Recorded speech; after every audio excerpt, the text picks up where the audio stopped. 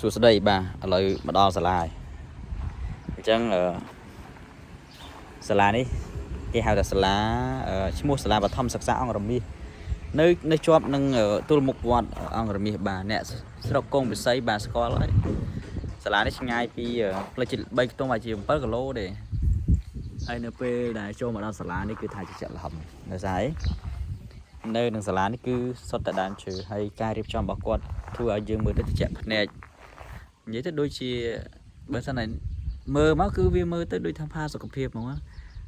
សម្រាប់គ្មានទេណាមានបើមានតែនេះទេស្លឹកឈើនេះមើលឲ្យហើយបាទអត់មានបាត់បាយអីទេហើយការងារគឺមកដល់គឺនោះពេញឡាននេះនោះគឺតម្លើងចម្រោះជូនសាលា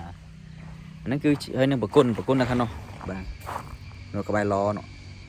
ចានេះគឺជាសមិទ្ធផលរបស់អង្គការស្អាតកម្ពុជាដែលផ្ដល់ជូនឲ្យសាលាចាហើយមកដល់សាលាគឺថាយើងឃើញថាសាលាគាត់ចូលរួមខ្លាំងហើយទាំងនាយកទាំងលោកគ្រូគាត់ស្រោះដៃគ្នាហ្មងបាទគាត់ស្រោះដៃគ្នាការងារដល់ពេលអញ្ចឹងគឺអាលូនទាំងអស់ជោគជ័យហើយសង្ឃឹមថាអ្វីដែលយើងខំផ្ដល់ជូនគាត់នឹងថែរក្សាហើយបន្តប្រើប្រាស់ឲ្យបានល្អប្រសើរបាទហ្នឹងហើយចាំមើលវីដេអូខ្ញុំក្រោយខ្ញុំនឹងជាយឹមថតបន្តទៀតឲ្យបងប្អូនទស្សនាមើលបាទនេះហើយនេះជីវិតអរគុណ